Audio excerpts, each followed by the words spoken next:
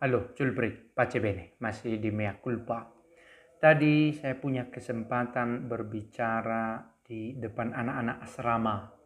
Lalu saya memakai satu buku yang sangat tua, buku dengan judul Menuju Kesehatan Psikis, ditulis oleh Dr. Franz Tyler, seorang Jesuit, dan di sini ada dibahas tentang remaja, tentang dia yang mengenal dirinya, remaja mengenal sesamanya, dan remaja mengenal Kristus.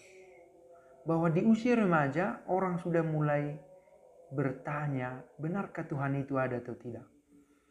Betapa membingungkannya peristiwa sengsara Kristus. Nah, itu termasuk yang dibahas dalam hubungan dengan Kristus. Menarik untuk saya bagian awal dari buku ini. Ini termasuk bagi buku yang berbicara tentang psikologi.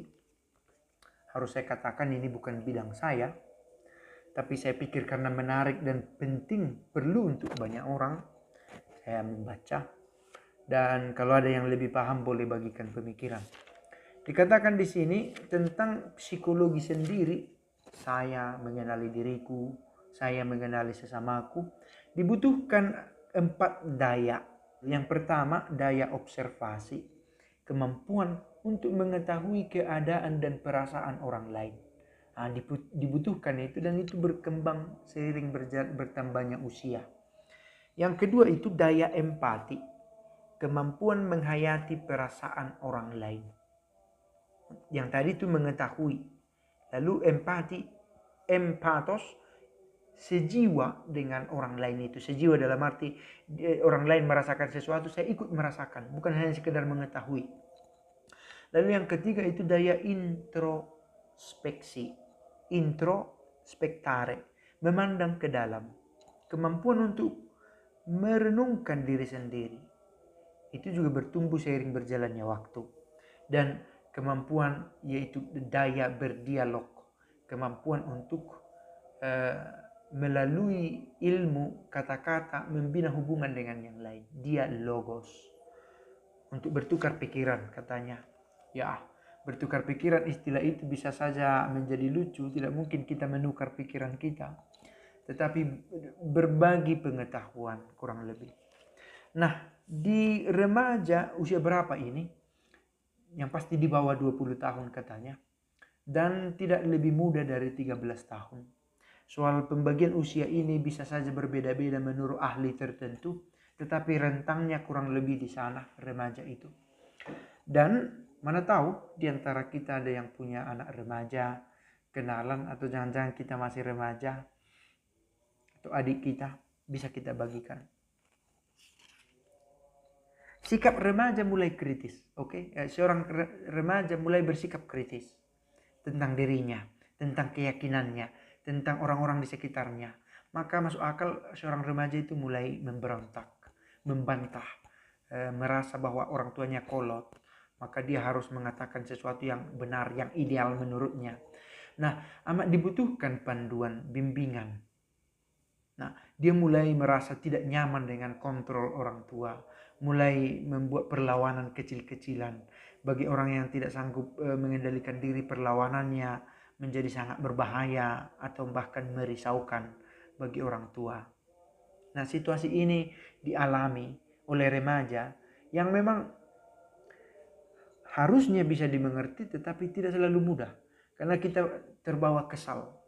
Kita lupa bahwa kita pernah menjadi remaja dengan kecenderungan yang sama.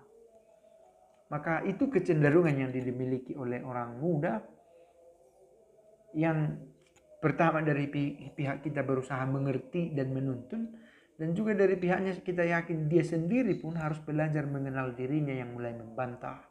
Dia pun jangan-jangan tidak gampang menerima dirinya yang sudah menjadi seperti itu. Dan termasuk dalam hal ini dia mulai mempertanyakan imannya. Ia mulai menganggap bahwa ibadah, permandian, baptis, sakramen yang lain adalah suatu kebiasaan saja. Mulai mempertanyakan keaslian, kebenaran ajaran agama, dan menuntut bukti-bukti. Ia mulai meragukan apa yang ada dalam kitab suci. Sejauh itu tidak bisa dibuktikan. kalau bisa dibuktikan mulai bisa diterima, dan ia mulai meragukan cerita-cerita dalam kitab itu. Nah, mulai kritis. Maka saya pikir amat dibutuhkan komunitas-komunitas untuk menyatukan orang muda ini. Remaka, remaja Katolik, Areka, putra-putri altar, atau apapun komunitas semacam itu. Oke, komunitas Santo siapa pelindung asrama putra-putri altar itu. Dibutuhkan satu komunitas di mana anak-anak ini bisa saling mengingatkan, karena dikatakan juga tidak dengan sendirinya semua mengkritik. Karena ada juga yang berusaha dengan sadar karena ia tahu memiliki Tuhan itu baik, benar, dan demikianlah seharusnya sebaiknya menjadi manusia, maka dia merawat imannya. Meskipun timbul keraguan-raguan dalam dirinya. Jadi para sahabat, saya pikir apa intensi video ini? Usia remaja adalah usia yang boleh dikatakan potensial dan rentan di waktu yang sama. Berpotensi untuk menanamkan nilai-nilai yang baik adalah di usia remaja, dan rentan bahwa ada kemungkinan dia dikuasai oleh keraguan-raguannya dan tidak ada orang yang menuntunnya inilah yang benar, sampai ia mulai tidak teratur ke gereja dan kehilangan memori. Suatu waktu dia tidak punya memori masa mudanya yang rajin di gereja, dan pasti sedikit banyak itu berpengaruh pada jalan hidupnya kemudian. Semoga semakin terdorong kita untuk dengan cara kita masing-masing mengingatkan orang remaja untuk bertekun dalam iman, sehingga kita tidak menyesatkan. Siapa di antara kamu yang menyesatkan anak kecil ini? Baiklah batu kilangan diikat ke lehernya dan dijatuhkan ke dalam laut. Begitu dikatakan Yesus untuk menggambarkan betapa penting. Oke, ini kita tidak bisa artikan secara harafiah, tetapi toh bukankah orang muda, remaja, sekalipun dia tidak inginkan, tapi dia butuhkan tuntunan, terutama dalam ajaran iman. Dan ini merupakan satu langkah pijakan yang amat penting untuk selanjutnya. Oke, semoga berguna sedikit yang saya baca dari buku ini. Dr. Frans Dahler, Menuju Kesehatan Psikis. Seorang remaja toh berjuang menjadi seorang remaja yang baik. Dan tidak gampang. Kalau emosional kita melihat, ya langsung judging, itu tidak gampang. Oke, begitu video singkat dan terima kasih sudah menonton. Pace e bene.